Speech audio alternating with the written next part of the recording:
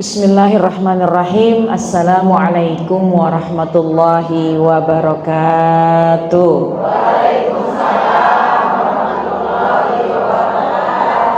Alhamdulillah.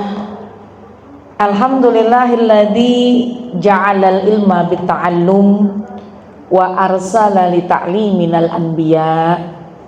Wassalatu wassalamu ala sayyidina Muhammadin wa ala alihi wa ashabihil ulama'il atqiyah.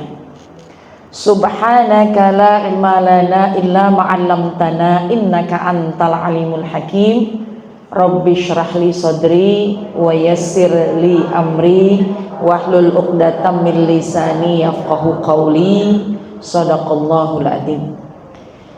Yang sama-sama kita hormati seluruh keluarga besar DKM Masjid An-Nas, wabil khusus Ibu Finda, seluruh pengurus, para asatizat, dan ibu-ibu semua yang insya Allah dirahmati oleh Allah Subhanahu wa Ta'ala. Alhamdulillah, syukur nikmat pada pagi hari ini Allah izinkan kita bisa berkumpul di tempat yang penuh berkah. Salawat salam kita sampaikan kepada baginda kita Nabi besar Muhammad sallallahu alaihi wasallam. Terima kasih waktunya, kesempatannya, sehingga pada pagi hari ini saya bisa bersilaturahim dengan ibu-ibu yang hadir di sini, ibu-ibu daerah Pamulang, ibu-ibu calon-calon bidadari surga. Sehat Bu? Hatinya sehat, kantongnya sehat, kakinya sehat. Alhamdulillah aja. Ya, dibilang kantong sehat alhamdulillah, padahal lagi kering. Alhamdulillah. Dibilang kakinya sehat, padahal lagi ngebel. Alhamdulillah. Itulah tanda-tanda wanita penghuni surga. Semuanya Allah berikan selalu dapat disyukuri. Alhamdulillah. Jamaah sekalian, hari ini saya bersyukur kita bisa bersilaturahim karena di antara tujuan utama duduk di majelis adalah untuk kita bisa silaturahim. Tetangga, jiron kumpul di majelis. Teman, kerabat nggak pernah ketemunya di majelis. Sama saya juga kayaknya nggak pernah ketemu sebelumnya, ketemunya di sini. Pernah ketemu sama saya sebelumnya, Bu? Belum ya? Di TV. Suka lihat di TV, suka lihat di YouTube. Alhamdulillah. Jamaah. Oh, jamaah. Alhamdulillah. Suka nonton saya di Trans TV jam 5 pagi sama Ustadz Maulana, Ustadz Syam. Atau kadang suka lihat saya di Damai Indonesiaku. Atau suka lihat saya mungkin di YouTube, di TikTok, di IG. Alhamdulillah. Sekarang saya di sini untuk kita bisa bersilaturahim. Mudah-mudahan silaturahim kita penuh dengan keberkahan. Itu yang pertama, silaturahim. Penting kita untuk silaturahim. Ya. Silaturahim ini zaman sekarang udah mulai berkurang, Bu. Karena ada HP, seolah-olah kunjung mengunjungi itu jadi nggak penting. Melangkahkan kaki untuk berkunjung itu kayaknya nggak ada artinya. Karena apa? Sudah diwakilkan sama handphone. Itu iya kalau jaraknya jauh, kalau memang ada keterbatasan. Tapi kalau sebisa mungkin, oh ada pengajian, momentum bersilaturahim, datengin. Man ahabba ayyumaddalahu fi umri wa an yuzada fi rizki falyabirra walidayhi wal yasir rahimah. Siapa orang yang pengen panjang umurnya, berkah rezekinya, maka baktilah kepada orang tua, kemudian silaturahim. Insya Allah silaturahim ini adalah momentum kita untuk meningkatkan keberkahan dalam hidup kita. Tuh, tujuan pertama silaturahim. Ya. Kadang-kadang sama tetangga lama nggak ketemu, ada selisih paham, ribut misalnya gara-gara jemur anduk salah, ada yang gitu. Kadang-kadang mungkin ngebuang sampah sembarangan jadi ribut. Tapi ketika adanya pengajian, duduklah di pengajian, bersama di pengajian, terbuka hatinya masing-masing, pas ketemu salaman, adem lagi. Ini subhanallah, besar keutamaan silaturahim. Ya. Yang kedua, duduk di majelis ilmu adalah tentunya untuk mencari pahala yang banyak. Cari pahala yang banyak di mana? Di majelis taklim. Orang yang duduk di majelis ilmu lebih afdol daripada sholat sunnah 1000 rakaat.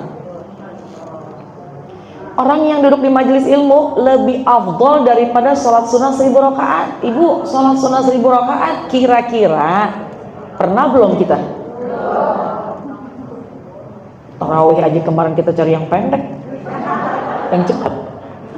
Tapi subhanallah, duduk di sini pahalanya lebih afdol daripada sholat sunnah 1000 rakaat. Orang yang duduk di majelis ilmu lebih afdol daripada membebaskan 1000 budak. Budak. Ibu tahu nggak membebaskan satu budak? Membebaskan satu budak itu pahalanya segede apa? Membebaskan satu orang budak, pahalanya bisa membebaskan dia dari azab kubur. Membebaskan satu budak bisa menjadikan penghalang dia di azab kubur. Dia tidak akan mendapatkan azab kubur. Jadi membebaskan satu budak, maka dia akan terhindar dari azab kubur. Cuma zaman sekarang budak udah nggak ada ya Bu. Kalau asisten rumah tangga itu bukan budak. Karena kalau asisten rumah tangga dia ada hak dan ada kewajiban. Haknya dia dapat upah, dapat gaji, dapat makan. Kewajibannya ya dia kerjakan kewajibannya, tapi setelah dia kerja kita bayar. Tapi kalau budak nggak ada. Tapi zaman sekarang nggak ada, zaman dulu. Ketika seorang membebaskan satu budak, maka subhanallah, pahalanya seolah-olah bisa membebaskan. Pahalanya itu satu budak dibebaskan bisa menghalangi dia mendapatkan azab kubur. Satu budak. Orang yang duduk di majelis ilmu khairun laka min idki alfi raqabah. Duduk di majelis ilmu nggak pegang pulpen, nggak nyatet tuh. Ini nggak nyatet, nggak pegang pulpen. Khairun laka min idki alfi raqabah. Duduk semacam itu bisa lebih cakep, lebih baik, lebih afdol daripada membebaskan 1000 budak. Subhanallah. Julus suka sa'ah, dudukmu sebentar. Fi majlisil ilmi, di majelis ilmu. La tamassu qalaman, tidak memegang pena. Wala taktubu harfan, tidak mencatat ilmu. Khairun laka, lebih baik bagimu min idki alfi raqabah, daripada membebaskan 1000 orang budak.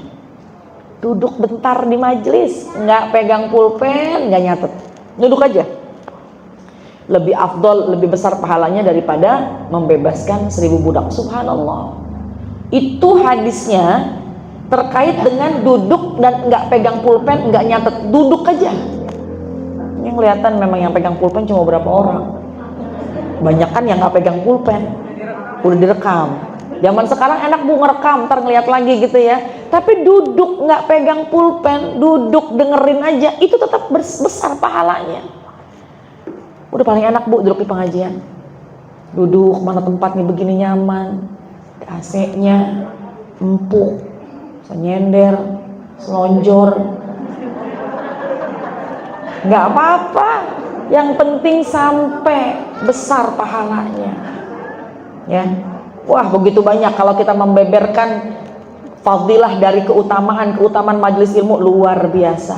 Intinya poin kedua, duduk di majelis ilmu pengen punya pahala yang banyak. Dari mulai ujung pala sampai ujung kaki semua ternilai kebaikan.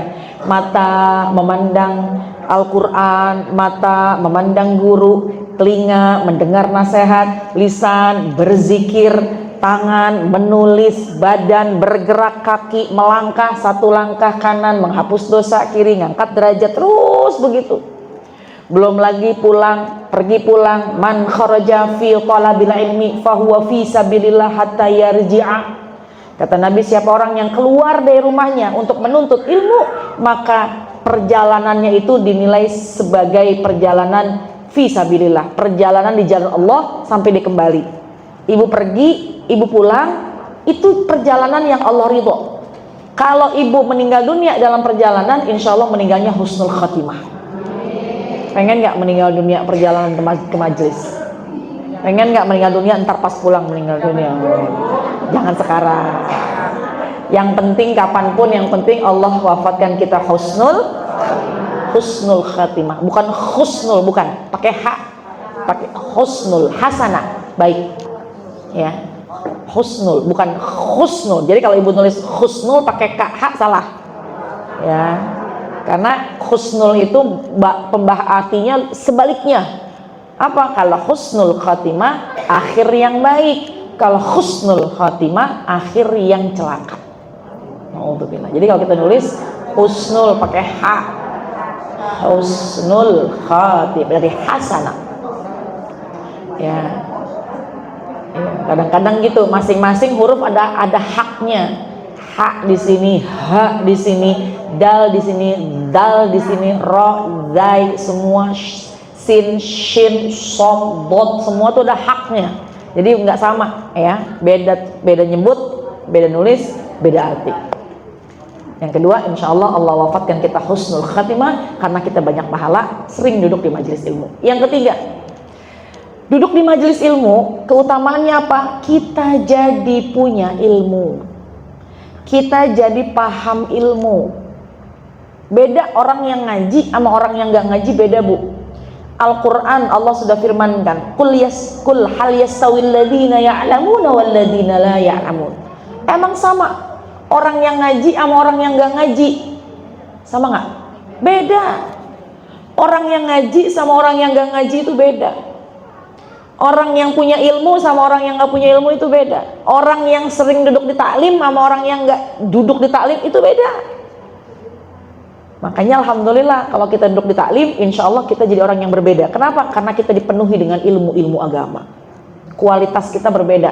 Pertama dari pakaian lain. Ini kelihatan nih ibu-ibu yang di sini nih kayaknya rajin banget ngaji nih. Rajin banget ngaji.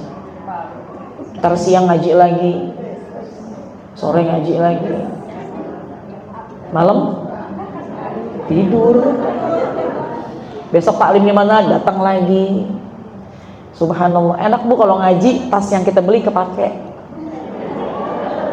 Ya, ibu beli tas di pasar, di mall, bawa ke rumah. Ibu nggak keluar rumah, cuma dapur, kasur, sumur, dapur, kasur, sumur. Emang dari tidak mau ke dapur pakai tas? Enggak, disimpan aja itu tas. Cuma kalau ibu ngaji, alhamdulillah. Ya, lagian kalau kita keluar kemana sih bu? Palingan kondangan. Itu pun juga kalau ada yang ngundang. Ya, arisan itu juga paling sebulan sekali. Tapi ngaji ini yang biasa, ada yang sebulan sekali, ada yang 2 minggu sekali, ada yang seminggu sekali, datengin. Insya Allah sebagai momentum kita untuk menambah imunitas, dan yang paling penting adalah kita bisa dapat ilmu. Ya, nah tema hari ini yang ingin saya bahas adalah terkait dengan amalan-amalan wanita syurga. Ya, kan kita pengen nih bu, amalan apa sih yang bisa kita lakukan agar kita mendapatkan syurganya Allah Subhanahu wa Ta'ala ya. Baik jamaah sekalian, saya ingin mengutip materi ini dari Al-Quran surat Ali Imran ayat ke-16 dan ayat yang ke-17. Nanti kalau ada yang punya Quran boleh dibuka, yang punya aplikasi Al-Quran di HP silahkan dibuka, kita ikutin, kita bahas ayat itu.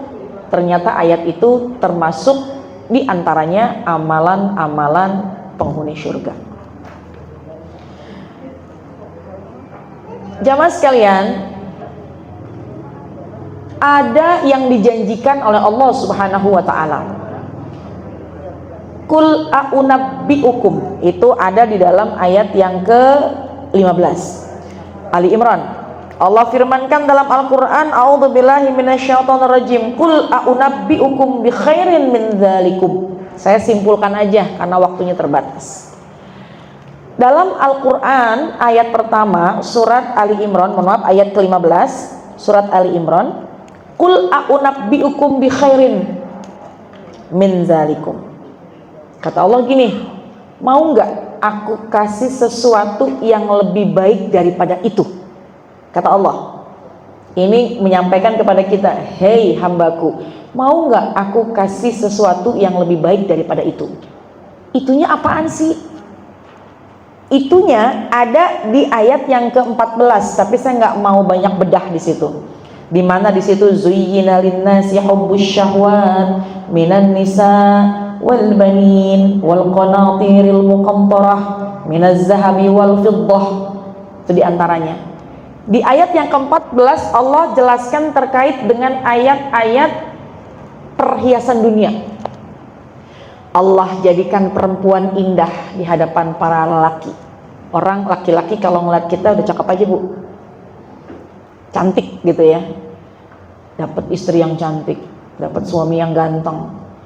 Fiddah, zahab wal fiddah, emas dan perak. Kita cinta sama pasangan, kita cinta sama anak, cinta sama perhiasan, cinta sama kendaraan, cinta sama mobil, cinta sama jabatan. Hubbus syahwat itu memang dijadikan kita cinta dengan itu semua. Ibu cinta nggak bu sama anak? Cinta nggak sama suami? Oh cintanya lemes amat ini. Emang lo nggak cinta apa ini? Lebih bu cinta sama suami mah terus-terusan bu. Emang ibu sekarang kalau ngelihat suami, ibu lagi ngelihat suami di rumah, yang ibu lihat dari suami, suami lagi tidur, ibu liatin tuh suami, rasa di hati sayang, cinta apa kesian?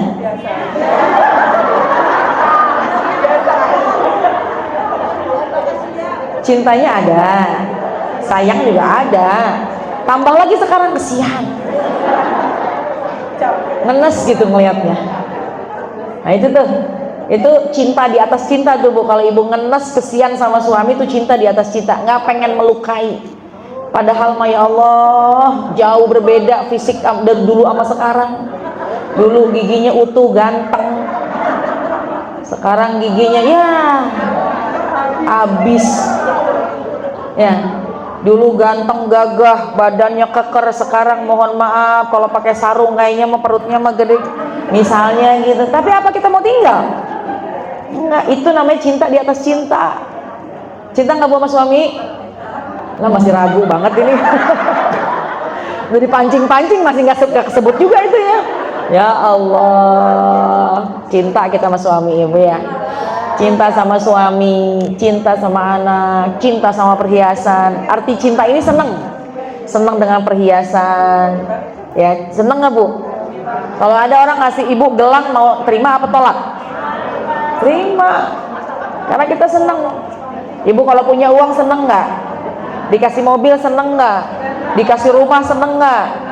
Jabatan tinggi seneng. Itu adalah hubbus syahwat. Itu adalah yang memang menjadikan kita senang dengan kecenderungan. Tapi itu urusan dunia ya. Nah itu dalam Al-Quran surat Ali Imran yang ke-14 sudah dijelaskan. Memang kita cinta yang begitu nggak apa-apa, karena kita hidup di dunia normal, wajar. Tapi jangan berlebihan. Diingetin sama Allah, qul a'unabbiukum bi khairin min zalikum. Pengen nggak kata Allah, aku berikan untuk kalian lebih besar, lebih baik daripada itu. Pertanyaannya kalau Allah tanya, mau nggak aku kasih yang lebih besar daripada tadi? Mau nggak? Mau. Kita sayang sama harta, kita senang, cinta dengan harta, cinta dengan mobil, senang dengan emas, pengen punya duit banyak. Tapi Allah sampaikan, pengen nggak aku berikan sesuatu yang lebih besar daripada itu? Tentu jawabannya adalah mau. Qul a'unabbiukum bi khairin min zalikum. Tapi yang pengen Allah kasih itu bukan kepada orang sembarangan, tapi Allah akan memberikannya lilladzina taqau. Tapi cuma buat orang-orang bertakwa. Allah akan berikan lebih baik, lebih indah daripada harta dunia. Lebih indah, lebih cakep, lebih baik daripada harta dunia. Tapi syaratnya bagi orang-orang yang bertakwa. Apaan sih yang lebih baik daripada itu? Oh, Allah memberikan inda rabbihim jannatun tajri min tahtihal anhar. Allah akan kasih lebih baik dari perhiasan dunia, yaitu Allah akan berikan surga. Surga tajri min tahtihal anhar khalidina fiha. yang nanti kalau kita dapat surga, di bawahnya ada air yang mengalir. Kemudian juga makanan yang makanan indah. Tadi perasaan baca surat Ar-Rahman. Surat Ar-Rahman ya. Fabi ayyi ala'i rabbikuma tukadziban. Nikmat Allah mana lagi yang mau kau dustakan? Di dunia dapat nikmat, ntar di akhirat juga nikmat lebih besar lagi. Ala surrin maudunah muttaqiina 'alaiha mutaqabilin yatufu 'alaihim wildanun mukhalladun bi aqwabi wa abariqa wa ka'sin min ma'in la yusaddauna anha wa la yunzifun wa fakihatin mimma yatakhayyarun wa lahmin tayrin mimma. Itu tuh jajaran-jajaran di antara surga, di antara di dalam surga. Ala sururin maudunah, nanti di surga ada sarir, ada tempat tidur yang berhias intan mutiara. Ala sururin maudunah muttaqina 'alaiha mutaqabilin. Kalaupun kita tidur nggak sendirian, ada teman banyak. Ibu kan paling demen kalau ada temannya. Yatufu 'alaihim wildanun mukhalladun, lagi rebahan di tempat tidur yang indah, ada mutiara, ada intan permata. Tiba-tiba ada wildan mukhalladun, ada seorang pemuda yang datang ganteng lagi. Ibu lagi rebahan, nggak mikirin utang, nggak mikirin masak, nggak. Mata kita lagi dihibur, mata kita lagi memandang indahnya surga. Ada orang ganteng, wildanum mukhalladun bi aqwabi wa abariqa wa ka'sin min ma'in. Itu laki-laki bawa ibrik, bawa teko, ngasih minuman surga kepada kita, dilayanin. Masya Allah. Wildanum mukhalladun bi aqwabi wa abariqa wa ka'sin min ma'in la yusaddauna anha wa la yunzifun. Kita minum dikit cukup, kenyang, banyak juga nggak kembung. Wa fakihatin mimma yatakhayyarun, buah bu yang ada di surga, buah-buah pilihan. Ibu di sini makan duren, tensi tinggi. Makan duren, kolesterol. Pengen yang empuk, pengen yang legit, pengen yang manis, biji dikit, mahal. Kalau duit dikit, ya udah yang ada sepet-sepetnya dikit. Kalau duitnya cuma ada dikit, dapatnya yang sepet-sepet dikit. Tapi nanti di sana fakihah, buah-buahnya pilihan surga. Itu hanya sekian, cuma sedikit yang saya sampaikan dari ayat yang tersebut. Surga yang luar biasa. Oleh karena itu, ketika Allah katakan, mau nggak aku kasih perhiasan kehidupan yang lebih baik daripada perhiasan dunia? Tentu jawabannya mau. Udahlah kita punya, ini kita nerima kehidupan dunia aja udah luar biasa. Tapi ketika Allah tawarkan, mau nggak aku berikan sesuatu yang lebih baik daripada itu semuanya? Maka jawaban kita adalah mau. Tapi kata Allah, tapi ini hanya untuk orang bertakwa. Ada perhiasan dunia kita suka, Allah tawarkan lebih indah, surga yang begitu indahnya. Tapi kata Allah, ini surga cuma buat orang-orang bertakwa. Nah, ingin saya sampaikan adalah apa amalannya supaya kita bisa masuk ke situ? Apa amalannya supaya kita bisa menjadi penghuni surga? Supaya kita bisa menjadi orang yang bertakwa? Amalannya ada 6. Yang termaktub, yang tertulis dalam Ali Imran ayat 16 dan 17. Yang pertama, ayat yang ke-16. Orang yang bertakwa adalah alladzina yaquluna rabbana innana amanna faghfir lana dzunubana wa qina azabannar. Itu yang pertama. Kalau kita pengen dapat surga, kalau kita pengen jadi orang yang bertakwa, tuh amalin. Tiap sholat fardu baca doa itu. Rabbana, ya Allah, innana amanna, sesungguhnya kami beriman kepadamu. Udah beriman nih, tapi dosa kami banyak. Faghfir lana dzunubana, tolongin ampunin ya Allah. Faghfir lana dzunubana, tolong ampunin ya Allah. Wa qina azabannar, jauhkan kamilah dari azab api neraka. Tuh doa itu. Tambahin lagi bu doa kita. Baca habis sholat fardu boleh, lagi habis duha boleh, Sehari cuma sekali baca nggak apa-apa, tapi kita amalkan. Apalagi doa yang termaktub ini adalah doa yang termasuk di dalam Al-Quran. Kalau kita doa dari ayat Al-Quran, kata Nabi, fayah syurulaka, atau Allah akan memberikan pahala kepadanya, ajru, pahala tali wa dzakir, pahala baca Quran sama pahala berzikir. Orang kalau baca doa dari Al-Quran, maka dia akan mendapatkan dua pahala, pahala tilawah sama pahala berzikir. Kenapa? Karena dia berdoa, itu kan zikir, tapi doanya dari Al-Quran, itu ternilai dia membaca Al-Quran. Subhanallah. Rabbana innana amanna faghfir lana dzunubana wa qina adzabannar. Satu. Yang kedua, ayat yang ke-17, as-sabirin, sabar. Kalau kita pengen dapat surga, pengen jadi orang bertakwa, ayo sabar. Sabar kadang-kadang diucap gampang ya Bu, sabar, sabar, tapi dikerjain susah. Apalagi kalau lagi diuji hati, diuji keuangan, diuji suami, dari anak, kesehatan, semua. Gak ada kata lain selain harus kita bersabar. Nih Bu, tapi orang majelis taklim kelihatan kok orangnya sabar-sabar. Ini buktinya duduk di sini kan sabar. Udahlah kakinya ngebet, kaki kram, bolak-balik ya. Matanya ngantuk, pinggangnya ngilu, perutnya lapar. Tahu kelihatan wajahnya yang lapar mana, yang ngantuk mana, yang pegel mana. Tapi subhanallah kita sabar duduk di sini. Kenapa? As-sabru fi taatillah. Semata-mata kita pengen sabar karena taat kepada Allah. Ada sabar ketika kita taat kepada Allah, ada sabar ketika kita meninggalkan maksiat, ada sabar juga ketika kita diuji. Sabar. Wa basyiris sabirin. Kasih kabar, wabasyiris sabirin, kasih kabar kepada orang yang sabar. Kasih kabar gembira kepada orang yang sabar. Kata Allah, kasih kabar gembira bagi orang yang sabar. Innallaha ma'as sabirin, gak usah khawatir, Allah bersama dengan orang-orang yang sabar. Jadi kalau kita sabar, insya Allah Allah bersama kita. Wallahu yuhibbus sabirin, Allah cinta dengan orang-orang yang sabar. Udah Bu, paling enak jadi orang yang sabar. Tapi sabar bukan berarti diam. Kalau ibu mohon maaf diuji sama keluarga, sama suami, tapi sudah mengganggu nyawa nih, sudah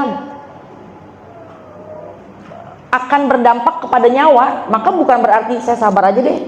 Dipukulin saya sabar, dihina saya sabar, KDRT saya sabar. Bukan, sabar itu bukan diam, tapi sabar itu membela diri sesuai dengan haknya. Ya, ada teman kita mungkin menghina kita, sabarin boleh, bela diri boleh. Ada orang yang sombong sama kita, diem boleh. Kita mencoba menyampaikan dan kita mencoba mohon maaf, kita sombongin lagi boleh. Tujuannya untuk merubah tabiatnya dia. Tadi dia sombong, kita sombongin lagi, jadi diem. Dia jadi nggak bisa berkata-kata. Orang ngomongin kita misalnya, kita sabar, itu bagus. Tapi kalau sekiranya kita memberikan nasihat, bukan diam, nasihat. Saya mau tabayun namanya. Kenapa kamu ngomongin saya? Emang ada salah apa saya? Itu boleh. Tapi bukan berarti kita mencaci maki. Itu keluar dari perhitungannya, maka itu kan zalim. Ya. Sabar itu bukan diam, tapi membela diri boleh. Nah, yang pertama sabar. Innallaha ma'as sabirin. Sabar ada 3 tadi Ibu ya. Sabar ketika taat kepada Allah. Ibu duduk di sini sabar. Sholat karena taat kepada Allah sabar. Puasa nahan lapar, nahan haus sabar. Menahan hawa nafsu sabar. Sabar ketika meninggalkan kemaksiatan. Ada teman lagi datang ke rumah. Kita lagi goreng pisang. Enak nih goreng pisang. Ayo cobain, ntar ya diambilin teh ya. Minum teh sama pisang goreng kan enak banget. Ngobrol, tiba-tiba teman kita ngomongin temannya lagi. Tahu nggak? Nah, kalau udah tahu nggak nih, udah mulai nih. Tanda-tanda nih, tahu nggak? Jangan bilang siapa-siapa ya. Nah, udah tuh, kemana-mana ngomongnya tuh. Wah, makin asyik. Meninggalkan kemaksiatan, berani nggak kita menolak? Udahlah, itu urusan dia. Udah, kita mah jangan pakai urusan begitu. Udah, makan aja pisang goreng. Kira-kira untuk melakukan begitu banyak orang yang meninggalkan, apa banyak orang yang justru asyik mengikuti percakapan? Asyik. Lagi ngobrol, pisang goreng habis, bentar, goreng dulu, lanjutin lagi ngobrol kita. Sabar nggak kita meninggalkan kemaksiatan? Yang ketiga, sabar ketika kita diuji. Nah, sabar itu ada 3. Pertama, sabar ketika menjalankan ketaatan. Kedua, sabar ketika meninggalkan kemaksiatan.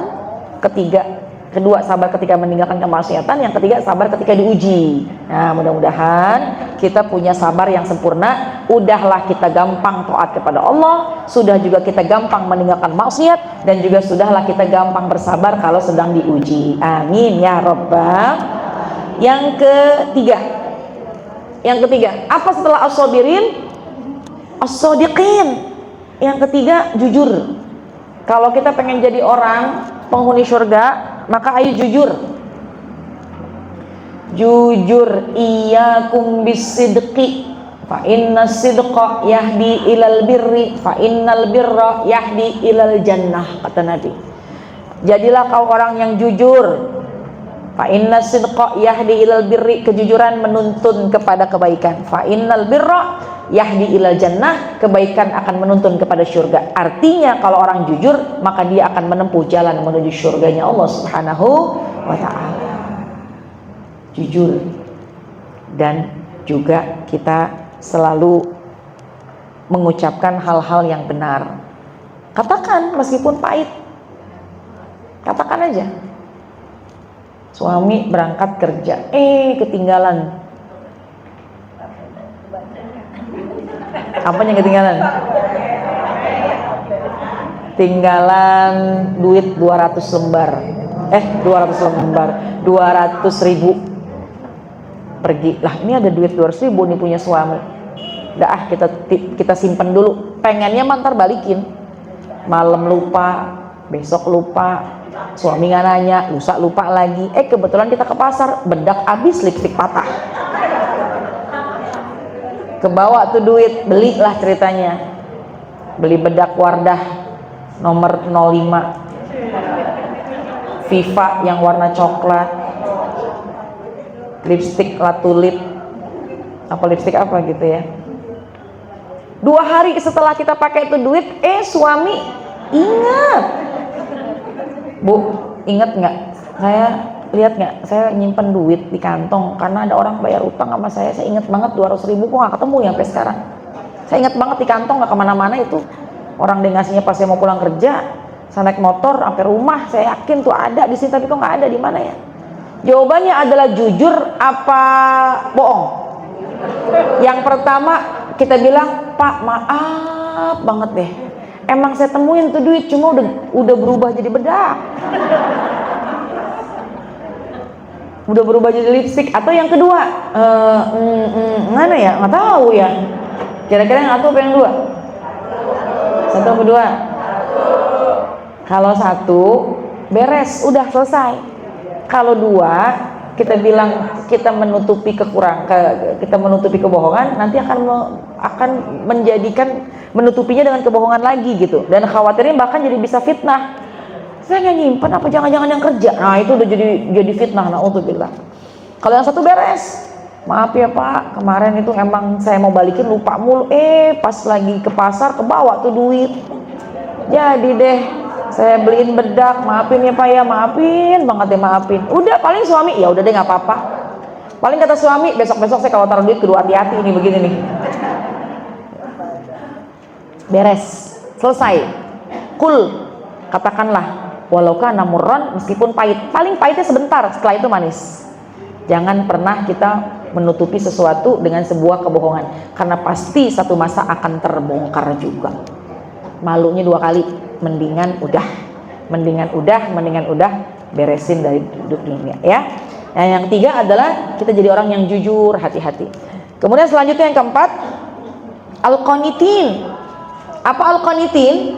Al-qanitin ini sungguh-sungguh dalam ibadah, sungguh-sungguh dalam ibadah, sungguh-sungguh dalam pelaksanaan ibadah. Bukan sekedar menggugurkan kewajiban. Sholat 5 waktu udah dikerjakan, kalau dia tidak jalankan sungguh-sungguh, hanya sekedar menggugurkan kewajiban, maka dia bukan jadi al-qanitin. Yang namanya al-qanitin, perhatikan dari wudhunya, bagaimana basuhannya, rukunnya, pelaksanaan sholatnya, fatihahnya, tumakninahnya, gerakannya, batasan auratnya, semua kita kerjakan secara sungguh-sungguh. Bukan kayak kalau wudhu bukan sekedar basah kayak capung apa? Orang bilangnya capung cebok ya? Emang ibu udah pernah ngeliat capung cebok kayak apa? Istilah kali ya, istilah begitu look gitu doang kali ya. Cepet banget itu istilah. Wudhunya jangan sebentar, jangan kilat, tapi harus bener-bener diperhatikan basuhannya supaya sempurna. Ini mulai hari ini kita harus perhatikan ketika mau sholat, la sholata liman la wudu'a lahu. Tidak ternilai sholat apabila tidak sempurna wudhunya. Makanya wudhunya harus kita sempurnakan. Dari mulai airnya yang kita pakai, basuhannya mana, rukunnya mana, kerjakan semuanya. Kan kalau rukun sholat, rukun wudhu cuma 6, mazhab Imam Syafi'i cuma 6. Niat, basuh wajah, basuh tangan sampai siku, basuh sebagian kepala, kemudian kaki sampai kedua mata kaki, terus tertib udah. Iza kumtum ila sholati fa'ghsilu wujuhakum wa aydiyakum ilal marafiq wamsahu bi ru'usikum wa arjulakum ilal ka'bayn. 4 basuhannya, 1 niat, 6 tertib. Udah beres. Tapi kan kita kerjakan sunnah juga. Sunnahnya apa? Kumur-kumur, basuh telinga. Sudah tahukah kita tentang itu? Sehingga kita perhatikan yang rukunnya. Jangan sampai sunnahnya kita kerjakan, rukunnya nggak sempurna. Ketika kita berkumur-kumur, bener-bener kumur-kumurnya. Tapi ketika membasuh wajah, nggak sempurna basuhannya, nggak sah wudhunya. Kita kumur-kumur bener, semua sunnah dikerjakan. Tapi ketika kita berwudhu, membasuh wajah, ada bedak yang nempel yang bisa menghalangi air wudhu masuk. Mungkin ada lipstick yang waterproof, lipsticknya mahal, waterproof, seminggu nggak hilang. Mau makan apa juga seminggu nggak hilang. Iya bagus kalau dipakai, tapi kalau buat air wudhu, berwudhu, bersihkan dulu, itu nggak sempurna. Ya, semuanya kita kerjakan. Kita benar-benar ngerjain wudhu sunnahnya. Lalu bagaimana dengan kuku-kuku di jari kita? Sudahkah kita bersihkan kuku sehingga tidak menghalangi air wudhu masuk? Itu namanya al-qaniti. Belum lagi ketika puasa di bulan Ramadan, emang sih nggak makan nggak minum sah, nggak makan nggak minum sah. Tapi bagaimana pelaksanaannya? Apakah kita masih mau ngikutin hawa nafsu? Bayar zakat, zakat mal kalau sudah 1 tahun sudah masuk perhitungan wajib dia. Sudahkah kita kerjakan dengan perhitungan yang sebenar-benarnya? Minimal yang fardu kita kerjakan secara sungguh-sungguh. Nah, al-qanitin. Ketika orang mau berangkat haji, udah keluar duit, udah keluar waktu, siapkan waktu, tenaga juga. Bagaimana niat pelaksanaannya? Apakah niat ikhlas lillahi ta'ala? Nah, semua itu dirangkai. Tujuan satu adalah al-qanitin, yang sungguh-sungguh dalam ibadah. Ibadahnya niat ikhlas lillahi ta'ala. Sia-sia kalau bukan karena Allah. Sia-sia kalau niatnya bukan karena, mohon maaf, sia-sia niatnya kalau memang gak ada nilainya gitu. Kita pengen niat kita hanya karena Allah, niat kita ikhlas pengen ibadah karena Allah. Kalau di luar niat itu khawatir sia-sia. Nah, jadi kita niatin ibadah yang kita lakukan bener-bener cari tahu syaratnya, cari tahu rukunnya, dan ikhlas lillahi ta'ala, maka kita insya Allah menjadi orang yang al-qanitin, orang yang sungguh-sungguh dalam ibadah. Yang selanjutnya apa lagi? Yang keberapa itu? Kelima, wal munfiqin, orang yang berinfak, orang yang gak pelit, orang yang murah. Itu diantara al munfiqin. Ya, artinya orang yang senang sedekah. Punya harta dia nggak makan sendiri, Bu.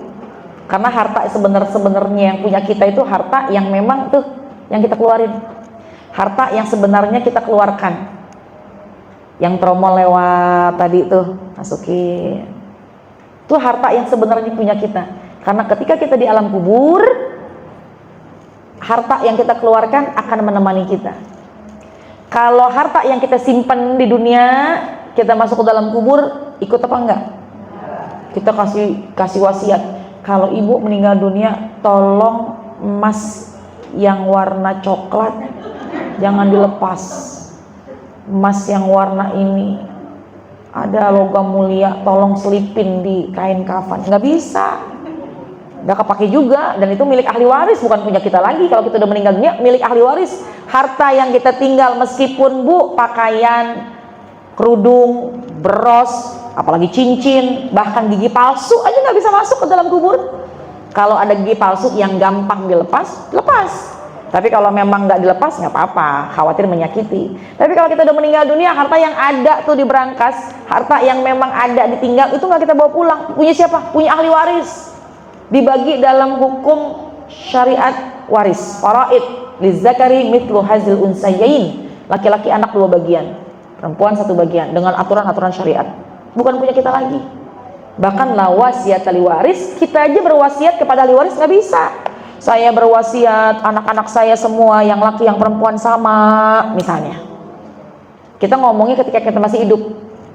Ya iya ya, ngomong masih hidup, masa udah meninggal mau ngomong. Ketika kita masih hidup, kita bilang semua, kalau harta ibu meninggal, pokoknya semua anak bagi rata.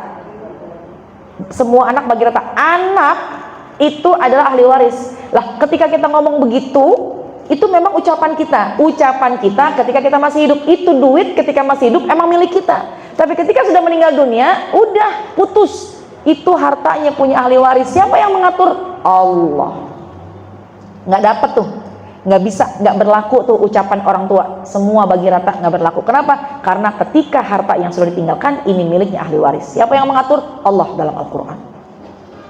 Emang harta kita, tapi yang ngatur Allah, bukan kita lagi. Ya, subhanallah. Kalau mau bagi rata, bagi pas lagi masih hidup. Bukan wasiat, bukan waris namanya, hibah. Kalau hibah terserah, karena kita yang punya harta. Nah, kembali lagi, jangan sampai merugi. Yuk kita keluarkan harta sesuai kemampuan kita. Insya Allah itulah yang kelak nanti yang akan menemani kita di alam kubur. Lagi sakit, sedekah. Dawu mardakum bisodakoh. Kita punya hajat, sedekah. Mudah-mudahan dengan sedekah kita ini semuanya Allah akan berikan kemudahan dan gak akan berkurang harta yang disedekahkan, ya. Kemudian yang terakhir yang keenam, wal mustaghfirina bil ashar. Siapa itu orang yang akan mendapatkan surga? Siapa orang yang bertakwa? Orang yang beristighfar di waktu sahar. Wal mustaghfirina bil ashar, orang yang beristighfar di waktu sahar. Kapan waktu sahar? Sejenak sebelum waktu subuh. Makanya kalau ibu puasa makan sahur, karena makannya di waktu sahar. Nah, sahar itu adalah waktu jelang-jelang waktu subuh. Wal mustaghfirina bil ashar, orang yang beristighfar di waktu sahar. Oleh karena itu, kita kalau bisa bangun tahajud, banyakin istighfar. Minimal sholat 2 rakaat. Sempetin beristighfar. Ibu, kalau ibu sedang haid, terbangun, ya Allah, ini kan saya lagi haid, mau sholat nggak bisa. Sempetin lisan kita baca Sayyidul Istighfar. Kalaupun nggak Sayyidul Istighfar, minimal baca istighfar, supaya kita tercatat orang yang ketika di waktu sahar kita sempat baca istighfar. Astagfirullahaladzim, astagfirullahaladzim, astagfirullahaladzim, astagfirullahaladzim. Cakap lagi kalau Sayyidul Istighfar, Allahumma anta rabbi la ilaha illa anta khalaqtani wa ana abduka wa ana ala ahdika wa wa'dika mastata'tu a'udzubika min syarri ma sana'tu abu'u laka bi ni'matika alayya wa abu'u bi dzambi faghfirli fa innahu la yaghfiruz dzunuba illa anta. Sempetin baca istighfar. Bukan hanya di waktu sahar aja, setiap waktu, setiap saat kita baca Sayyidul Istighfar, kita baca istighfar. Karena kata Nabi juga, siapa yang melazimkan baca istighfar, Allah akan berikan lepas dari masalahnya, luas dari kesempitannya, dan Allah akan kasih rezeki dari yang gak disangka-sangka. Nah, perbanyak baca istighfar. Mudah-mudahan istighfar ini bisa menghapus dosa kita, mendatangkan rezeki buat kita, dan insya Allah kita mendapatkan keberuntungan. Semua hajat kita diterima, diijabah oleh Allah Subhanahu wa Ta'ala. Amin ya Rabbal istighfar. Sebelum saya tutup, ini nanti langsung ada tanya jawab? Ada. Sebelum saya tutup, saya punya cerita sedikit tentang istighfar. Ibu, ada seorang, ini kisah yang sangat masyhur, mungkin ada yang sudah pernah mendengar ceritanya, dan ini memang dicantumkan dalam kitab. Salah seorang imam besar dari Baghdad, Irak bernama Imam Ahmad bin Hambal ketemu sama tukang roti. Udah denger ceritanya? Udah ya? Kalau udah ya udah dah. Kalau udah belum. Yang udah pura-pura belum denger aja. Imam Ahmad bin Hambal hatinya cenderung ingin berangkat ke kota Basrah. Kota Basrah di kota Irak. Pengen aja gitu ke sana gitu. Nggak tahu tuh, nggak ada tujuan apa-apa, pengen ke sana aja. Berangkatlah Imam Ahmad. Imam Ahmad menjadi seorang imam besar. Berangkatlah ke kota Basrah. Karena nggak ada tujuan, datang ke masjid, tidur di masjid, habis sholat isya berjamaah, tidur di masjid. Tapi nggak boleh tidur di masjid, di apa namanya, diusir sama merbot. Ternyata merbot tuh nggak tahu bahwa itu adalah Imam Ahmad. Pak, maaf Pak, nggak boleh tidur di sini, ini masjid, saya mau kunci, kata merbot. Ya deh, kata Imam Ahmad. Padahal Imam Ahmad imam besar. Ibu, orang dulu, ulama-ulama terdahulu itu meskipun beliau ulama besar, beliau sangat tawadhu. Pakaian itu bukan menunjukkan pakaian kehormatan, pakaian sederhana, layaknya manusia, layaknya orang biasa. Itulah ketawaduan para ulama terdahulu. Nggak ada yang tahu. Ya. Keluar Imam Ahmad ke pelataran masjid seperti di sini, keluar pun diusir sama itu tukang, sama merbot. Pak, maaf Pak, nggak boleh tidur di sini. Bingung mau tidur di mana. Akhirnya di samping masjid ada rumah tukang roti. Itu tukang roti lagi giling gandum, ngelihat percakapan antara merbot sama Imam Ahmad. Wih, kenapa itu bapak nggak boleh tidur di masjid? Kata tukang roti, Pak, tidur aja di rumah saya. Tapi rumah saya kecil. Nggak apa-apa, yang penting saya bisa istirahat, besok saya pulang. Ternyata tukang roti pun nggak tahu bahwa itu adalah Imam Ahmad bin Hambal, seorang ulama besar. Tidur Pak, silakan. Tapi rumah saya kecil, nggak apa-apa ya. Ya udah.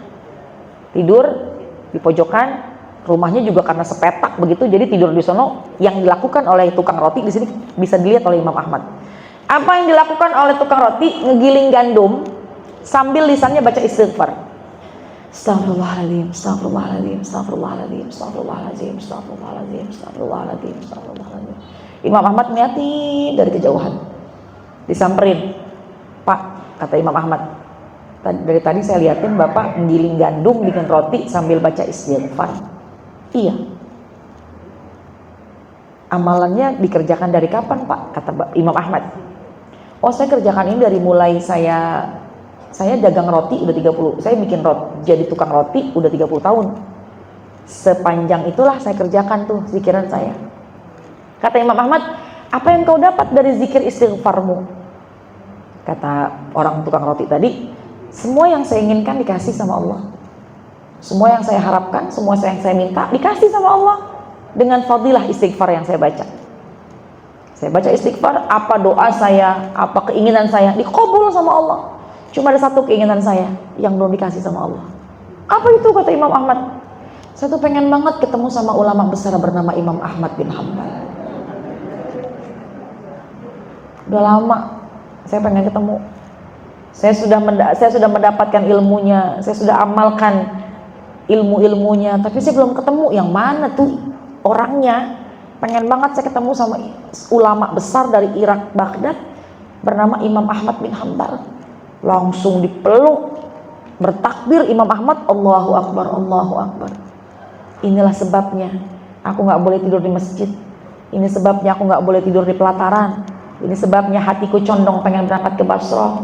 Inilah sebabnya malam ini aku tidur di rumahmu, wahai pemuda, wahai Pak, tahukah engkau bahwa aku adalah Imam Ahmad bin Hambal. Begitu tuh caranya Allah. Itu caranya Allah. Caranya Allah untuk menjadikan terkabulnya satu hajat. Subhanallah. Subhanallah. Subhanallah. Subhanallah. Dan nanti kita minta yang baik-baik. Kita minta doa yang baik-baik diiringi dengan baca istighfar. Kan bukankah doa kita banyak, hajat kita banyak, ya? Diiringi mudah-mudahan dengan istighfar yang kita baca, semuanya akan menjadi mudah, semuanya akan dikabul oleh Allah Subhanahu wa taala. Istighfar. Baik jamaah sekalian, hal, 6 poin sebagai amalan kita agar kita menjadi penghuni surga.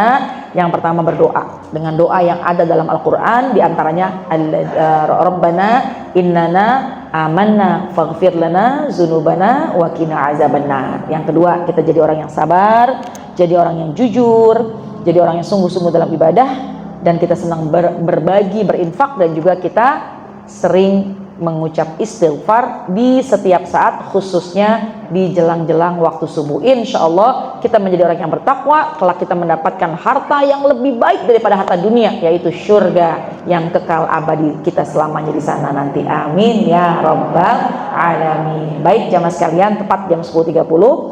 Silahkan kalau memang ada yang bertanya, 2 pertanyaan ya.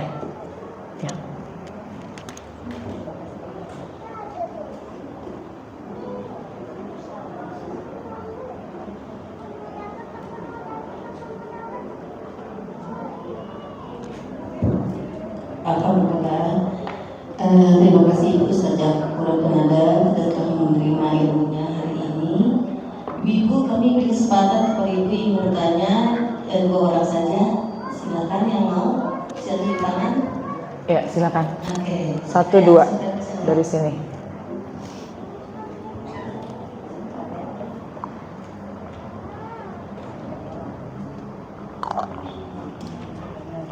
Assalamualaikum warahmatullahi wabarakatuh. Terima kasih sudah memberikan kami ilmu. Pertanyaan saya, kita suka dikasih banyak apa istilahnya tasbih, tahmid, kemudian istighfar itu. Yang terbaik itu mana? Kadang-kadang kita suka memilih mana ya, apakah sholawat sebanyak ini atau itu aja sih. Baik. Terima kasih Ustazah. Ya. Waalaikumsalam warahmatullahi wabarakatuh. Satu lagi biar sekalian dijawab. Terima kasih Ustaz. Sebenarnya yang saya katakan kaitannya dengan jujur. Ya. Yang selama ini jadi beban buat saya. Ya. Suatu hari suami saya sedang keluar kota, burung kesayangannya itu dimakan kucing atau nggak tahu dari mana. Burung. Ya. Nah kemudian oleh anak saya minta tolong karena hari itu suami saya pulang sorenya, saya minta tolong kepada anak saya cari burung yang warnanya sama. Mirip ya. Mirip. Nah dapatlah anak saya, dan ketika suami saya memang 10 jutaan ya, sampai di rumah itu diberi makan kok tidak mau. Kok nggak mau ya, saya bilang nggak tahu. Tujuan saya cuma ingin suami saya tidak kecewa. Nah kemudian 1 tahun belum ada, 3 bulan kemudian suami saya tidak ada, dan itu menjadi beban. Ustazah dan sampai hari ini. Terima kasih. Baik. Pertanyaan pertama, zikir kan banyak, tasbih, takbir, tahmid, tahlil, hauqalah, sholawat, istighfar gitu ya. Apa yang dibaca? Dalam zikir semua sama levelnya.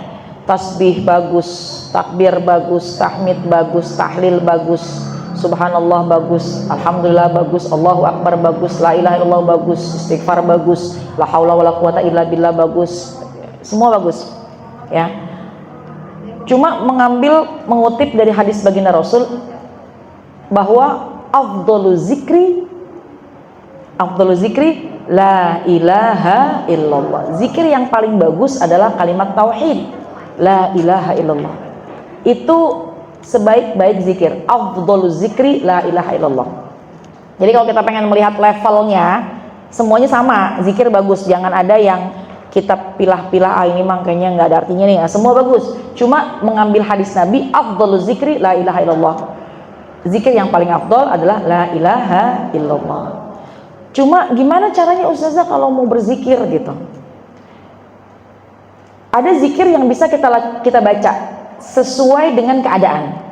Contoh, lagi berduka, maka dengan kita mengucap inna lillahi wa inna ilaihi rajiun, itu zikir yang menggunakan keadaan. Perlu keadaan tertentu untuk kita mengucapkan innalillah. Ibu kalau lagi zikir harian pernah nggak innalillahi innalillahi innalillahi? Enggak, karena perlu satu keadaan, satu kondisi, ya. Nah, istighfar itu juga keadaan di mana kita ini kalau berdosa. Astagfirullahaladzim. Cuma kan Bu mau tanya ya, kita itu setiap hari bisa lepas nggak sih dari istighfar? Bisa lepas nggak sih dari dosa? Yang nggak sengaja, yang sengaja maupun yang nggak sengaja banyak banget. Jadi makanya itu termasuk zikir yang bagus. Kita baca tiap hari. Kenapa? Karena tiap hari kita berdosa. Khilafnya banyak. Setiap hari kita harus memuji Allah. Maha suci Allah dengan kesemua keindahan-keindahannya. Maka kita ucap dengan kalimat subhanallah. Tambah lagi dengan kalimat alhamdulillah. Dan alhamdulillah itu adalah afdhalud doa. Sebaik-baiknya doa. Jadi kalau kita mengucap alhamdulillah berarti itu kita sedang berdoa kepada Allah karena kita bersyukur. Ya. La haula wala quwata illa billah. Terkadang kita menemukan keadaan yang kita nggak bisa apa-apa kecuali Allah yang menolong. Satu keadaan yang memang kita memang semua Allah yang menjadi Allah yang memberikan jalan keluar. Cuma satu ketika mentok gitu. Maka kita mengucapkan la haula wala quwata illa billah. Jadi kadang-kadang penyebutan itu sesuai dengan keadaan. Kalau lagi berduka innalillahi zikir. Kalau misalkan kita lagi ada sesuatu la haula wala quwata illa billah, lu gimana ini ya? Itu berzikir juga. Lagi senang alhamdulillah zikir. Lagi kita banyak doa astagfirullahalazim kan gitu. Itu zikir yang kadang-kadang kita mengucapkannya sesuai dengan keadaan. Ya, kalau dalam perlu mengucapkan ketika satu keadaan tertentu. Tapi kalau buat zikir harian, bagaimana caranya? Baca semuanya. Gimana caranya Ustazah? Baca zikir pertama. Subhanallah walhamdulillah wala ilaha illallah wallahu akbar wala haula wala quwata illa billah. Dapat semuanya. Subhanallah walhamdulillah wala ilaha illallah la ilaha illallah Allahu akbar. Subhanallah alhamdulillah subhanallah walhamdulillah wala ilaha illallah Allahu akbar. Wala haula wala quwata illa billah. Semua kita baca dapat. Baca itu aja minimal 100 kali. Ya. Kalau mau cakep lagi bacanya pagi-pagi subhanallah walhamdulillah wala ilaha illallah wallahu akbar astagfirullah. Sempurnakan dengan astagfirullah. Dapat tuh semuanya. Subhanallah walhamdulillah wala ilaha illallah Allahu akbar wala haula wala quwata illa billah astagfirullah. Satu zikiran tuh bareng semua.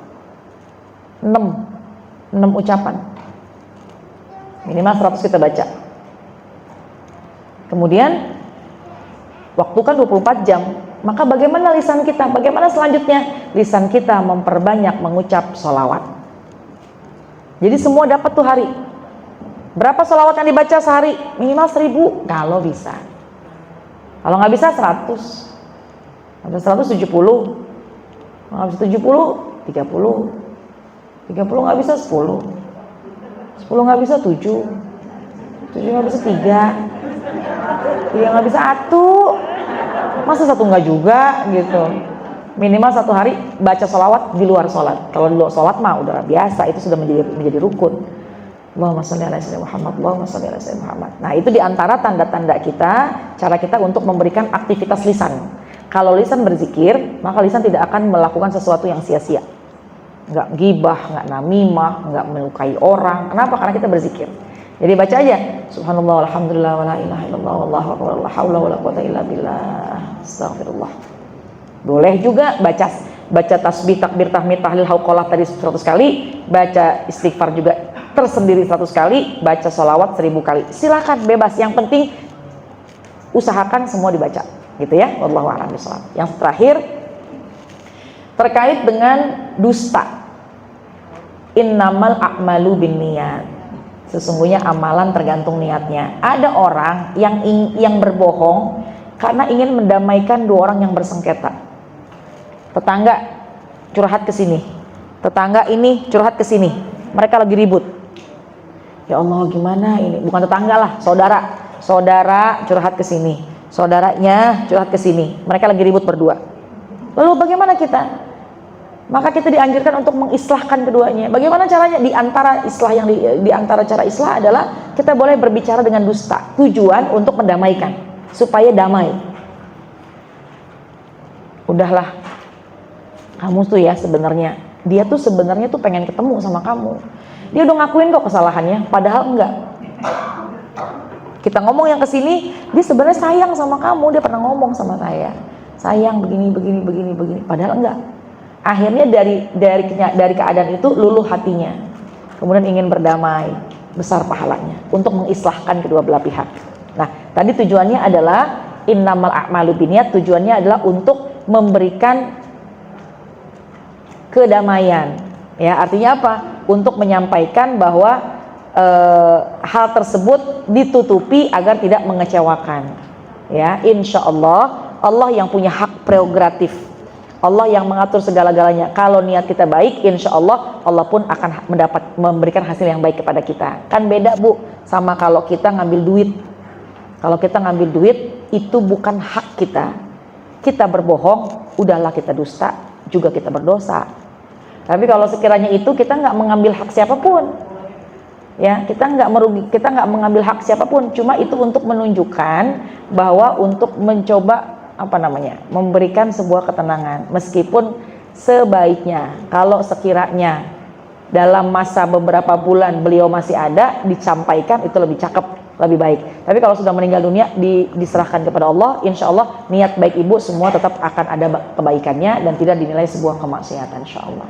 Innamal a'malu binniyat, semuanya tergantung dengan niatnya. Insya Allah semuanya akan mendapatkan kebaikan. Amin ya rabbal alamin. Baik jamaah sekalian, mari sama-sama kita baca Fatihah ya. Nanti doa tutupnya pas ada Asmaul Husna ya. Tadi kan Asmaul Husna belum dibaca, jadi nanti disempurnakan dengan Asmaul Husna. Saya mohon maaf, saya lebih awal tadi Asmaul Husna belum dibaca, tapi saya udah minta bicara karena saya harus bergerak sebelum jam 11. Ternyata saya harus jam 12 harus ngisi di BRI di Jakarta. Ternyata jalan agak macet, perlu 1,5 jam. Jadi mohon maaf, mohon ridhonya, saya ngomong duluan dan kita khatamkan dengan Ummul Quran suratul Fatihah, kemudian doa, nanti terakhir sempurnakan dengan Asmaul Husna supaya lebih sempurna runtutan acara kita pada hari ini. Kita baca Fatihah, mudah-mudahan apa yang kita niatkan semuanya lancar, apa yang kita inginkan semuanya baik, Allah kasih kita istiqomah, bisa menjalankan amalnya sebaik-baiknya. Insya Allah Allah wafatkan kita dalam keadaan husnul khatimah. Bitilkan niyah ila hadratin Nabi Al-Fatihah.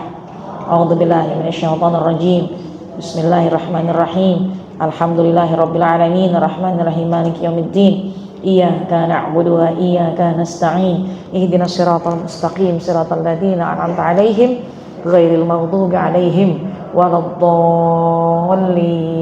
Amin. Rabbana ighfir lana wa liwalidayna amin. Allahumma bihaqqil Fatihah wa bisirril Fatihah wa bikaramatil Fatihah iftah lana abwabal khair waj'alna wa auladana wa dzurriyyatana min ahsani ahlil khair. Dawam fiha subhanakallahumma wa tahiyyatuhum fiha salam wa akhir dawahum alhamdulillahi rabbil alamin.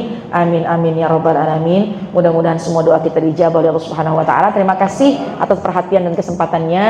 Saya mohon pamit lebih dulu, bukan nggak cinta, bukan nggak sayang ya. Insya Allah pertemuan kita, silaturahim kita menjadi pertemuan yang berkah, penuh kemanfaatan fid dunya wa fil akhirah. Amin ya rabbal alamin. Terima kasih. Mohon maaf, mohon ridho. Assalamualaikum warahmatullahi wabarakatuh.